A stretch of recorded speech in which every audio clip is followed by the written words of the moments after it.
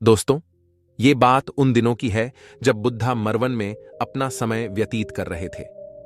इस समय तक बुद्धि की प्रसिद्धि दूर दूर तक फैल चुकी थी। बहुत दूर दूर से लोग अपनी चिंताओं और परेशानियों का समाधान खोजने के लिए बुद्ध के पास आते थे। ऐसे ही एक दिन जब बुद्धा मरवन में अपने शिष्यों को प्रवचन दे रहे थे, तो एक अधेड़ उम्र का व्यक्ति अपने 20-21 वर्ष के पुत्र को अपने साथ लिए बुद्धि की तरफ चला आ रहा था। जब यह प्रवचन स्थल के पास पहुंच गए तो बुद्ध ने एक नजर उन पर डाली और इशारे से बैठने के लिए कहा। जब प्रवचन समाप्त हो गया और सभी लोग वहां से चले गए तो बुद्ध ने उस व्यक्ति को अपने पास बुलाया और बैठने के लिए कहा। वहां चारों तरफ हरियाली छाई हुई थी। मौसम बहुत सुहाना था और तरह तरह के पक्षियों की आवाजें गूंज रही थीं। ऐसा नजारा देखकर उस व्यक्ति को अंदर से असीम शांति महसूस हो रही थी। इसके बाद बुद्ध ने उस व्यक्ति से आने का कारण पूछा तो इस पर व्यक्ति ने कहा, ये तथागत, मैं 2 दिन की लंबी यात्रा करके अपने पुत्र को आपसे मिलवाने लाया हूं। ये मेरा इकलौता पुत्र है और ये हर समय थका थका रहता है। ऐसा लगता है जैसे इसके अंदर कोई जान ही नहीं है, कोई प्राणी नहीं है। इसका स्वभाव भी काफी चिड़चिड़ा हो गया है। अगर हम इससे कुछ भी कहते हैं तो यह हमारी छोटी छोटी बातों पर गुस्सा हो जाता है। इसके देखने की क्षमता भी उम्र से पहले ही कमजोर हो गई है और इसके बाल भी सफेद पड़ने लगे हैं। इतनी कम उम्र में इतनी बड़ी उम्र का लगना मुझे तो कुछ समझ नहीं आ रहा। इसके साथ हो क्या रहा है तथागत? मैं अपने पुत्र के स्वास्थ्य को लेकर बहुत चिंतित हूं। जब मैं अपने पुत्र को वैद्य जी के पास लेकर गया तो उन्होंने कुछ औषधि दी और कहा, अपने पुत्र को तनाव कम लेने के लिए कहो। वो अपने दिमाग में बहुत अधिक तनाव लेता है, इसलिए उसकी ऐसी हालत हो गई है। लेकिन मुझे उनके बहुत समझाने के बाद भी तनाव का मतलब समझ नहीं आया। मुझे नहीं पता कि तनाव होता क्या है, ये किन कारणों से आता है और उसे कैसे अपने पुत्र के दिमाग से निकालूं। लेकिन मुझे सबसे पहले तो ये समझना है कि तनाव होता क्या है। इसीलिए तथागत मैं आपके पास आया हूं। कृपया आप मेरी समस्या का समाधान कीजिए। यह सुन बुद्ध उसके पुत्र को बड़े ध्यान से देखते हैं, उसके चेहरे को देखते हैं, उसकी आंखों को देखते हैं और फिर उसके हाथों की नब्ज को भी देखते हैं। ये सारी विधि करने के पश्चात बुद्ध उस व्यक्ति से कहते हैं, तनाव लेना तो कोई नहीं चाहता, लेकिन फिर भी यह तनाव लोगों के दिमाग को दीमक की तरह पकड़ लेता है और व्यक्ति जान भी नहीं पाता कि वह तनाव में जी रहा है। लेकिन अगर व्यक्ति तनाव के कारणों को अच्छे से समझ लेता है और तनाव के बारे में कोई ऐसा पैमाना बना लेता है जिससे वह जान सके कि वह कितने तनाव में है, तो वह इस समस्या का समाधान भी खोज सकता है। सबसे पहले तो तुम ये समझो कि तनाव होता क्या है। जब भी कोई व्यक्ति कोई काम कर रहा होता है लेकिन उसका मन कहीं दूर भटक रहा होता है, कल्पनाओं में होता है, तो उसके शरीर और मन के बीच एक दूरी पैदा हो जाती है। यह दूरी जितनी अधिक होगी, व्यक्ति उतनी ही ज्यादा बेहोशी की अवस्था में होता है और शरीर व मन के बीच की इसी दूरी, इसी खिंचाव को तनाव कहा जाता है।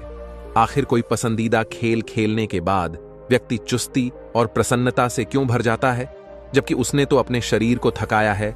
लेकिन समझने वाली बात यह है कि खेलते समय मन और शरीर एक साथ पूरी तरह से उस खेल में केंद्रित होते हैं, जिससे शरीर और मन के बीच दूरी पैदा नहीं होती और कोई तनाव पैदा नहीं होता।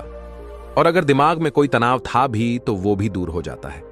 लेकिन इसके विपरीत, जब हम कोई ऐसा काम करते हैं जो हमें पसंद नहीं है, तो हमारा शरीर तो उस काम को कर रहा होता है, लेकिन हमारा मन कहीं दूर कल्पनाओं में भटक रहा होता है, जिससे शरीर और मन के बीच एक दूरी पैदा हो गई और तनाव ने जन्म ले लिया। इसीलिए व्यक्ति को एक समय पर सिर्फ एक ही काम करना चाहिए और अपने तन और मन की सारी शक्ति उसी एक काम पर लगा देनी चाहिए, जिससे व्यक्ति के अंदर तनाव पैदा ही ना हो। इसके बाद बुद्ध ने कहा, तनाव पैदा होने के मुख्य 8 कारण होते हैं और जिसने इन कारणों को समझ लिया वो जीवन भर तनाव मुक्त रह सकता है। मुख्य कारणों में सबसे पहला कारण है अति महत्वाकांक्षी होना। महत्वाकांक्षी होना अच्छी बात है, लेकिन क्या कभी आपने इस बात पर ध्यान दिया है कि इंसान के लक्ष्य कभी पूरी ही नहीं होते? उसका एक लक्ष्य पूरा हुआ नहीं कि वह दूसरे की तरफ भागने लगता है, दूसरा पूरा हुआ तो तीसरे की तरफ, और इस तरीके से वो अपने लक्ष्यों को पाने के लिए जिंदगी भर गोल गोल घूमता रहता है। इसीलिए जो व्यक्ति अति महत्वाकांक्षी होता है, जिसने बड़े बड़े लक्ष्य बनाए होते हैं, वह वर्तमान में कभी रह ही नहीं पाता। उसका मन सदैव भविष्य की योजनाएं बनाने में ही व्यस्त रहता है। उसका शरीर तो वर्तमान में रहता है, लेकिन भविष्य में ही रहता है, जिससे मन और शरीर के बीच दूरी पैदा हो जाती है और वह तनाव भरी जिंदगी जीने लगता है। बुद्ध के मुंह से यह बात सुन उस लड़के ने कहा, बुद्ध, तो फिर इसका मतलब है कि हमें लक्ष्य नहीं बनानी चाहिए, क्योंकि लक्ष्य बनाना भी तो महत्वाकांक्षा ही है। इस पर बुद्ध ने कहा, जीवन में लक्ष्य बनाना कोई गलत बात नहीं है, लेकिन समस्या तब उत्पन्न होती है जब वो अपना पूरा ध्यान उस लक्ष्य से मिलने वाले परिणाम पर ही लगा देते हैं और उसके परिणाम की चिंता करते रहते हैं। व्यक्ति को वर्तमान में जीना आना चाहिए। आप लक्ष्य बनाइए और उस लक्ष्य की प्राप्ति के लिए खड़ी मेहनत करिए, लेकिन साथ ही साथ आपको इस बात का भी ज्ञान होना चाहिए कि आप अभी वर्तमान में जी रहे हैं और वर्तमान ही सत्य है। बुद्ध ने आगे कहा, तनाव का दूसरा सबसे बड़ा कारण है ईर्ष्या। जब व्यक्ति ईर्ष्या और जलन से भर जाता है तो उसका मन अंदर से सड़ने लगता है। ईर्ष्या एक आंतरिक घाव है। आंतरिक घाव यानी मन का घाव। व्यक्ति के शरीर का घाव तो भर सकता है, लेकिन मन का घाव कभी नहीं भर सकता। इसीलिए व्यक्ति को दूसरे की खुशी और तरक्की से कभी ईर्ष्या नहीं करनी चाहिए, क्योंकि तनाव का कारण है। इसके बाद बुद्ध ने तनाव का अगला कारण बताते हुए कहा कि आरुषिपूर्ण काम करने से भी मन में तनाव पैदा होता है। जो काम करना हमें पसंद ही नहीं है, जिसका में हमारी रुचि ही नहीं है, उस काम में हमारा मन लग ही नहीं पाएगा। हमारा शरीर तो वही बैठा रहेगा, लेकिन हमारा मन कल्पनाओं की उड़ान भरेगा, जिससे शरीर और मन के बीच दूरी पैदा हो जाती है और व्यक्ति तनावग्रस्त हो जाता है। इसीलिए इंसान को हमेशा अपनी रुचि के अनुसार ही कार्य करनी चाहिए। अगर व्यक्ति ने यह पता कर लिया कि उसे कौन सा काम करना पसंद है और वो उसी काम को अपने जीवन का लक्ष्य बना लेता है, तो फिर वो काम उसके लिए काम नहीं बल्कि खेल बन जाता है। फिर बुद्ध ने कहा, तनाव का चौथा कारण होता है किसी दूसरे से अच्छा रखना। बुद्ध ने उस व्यक्ति की ओर इशारा करते हुए कहा, एक पिता होने के नाते तुम्हारी अपने पुत्र से बहुत सी अपेक्षाएं होंगी कि तुम्हारा पुत्र एक बहुत ही कामयाब इंसान बने, तुम्हारा नाम रोशन करे, जैसा तुम चाहते हो उस तरह का जीवन जिए, तुम्हारी हर बात माने। लेकिन क्या आज तक कभी किसी की सारी अपेक्षाएं पूरी हुई हैं?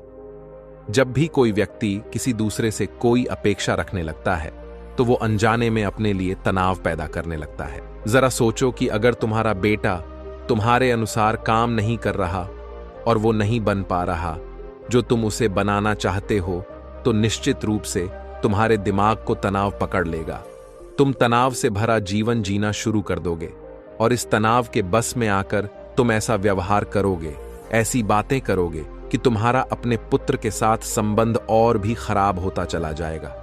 इसीलिए व्यक्ति को जितना हो सके उतनी कम अपेक्षाएं दूसरों से रखनी चाहिए, और अगर पूरी तरह से तनाव मुक्त रहना है तो दूसरों से अपेक्षा रखना ही बंद कर दो। इसके बाद बूथ ने कहा कि शारीरिक कष्ट भी इंसान के तनाव का एक कारण होता है।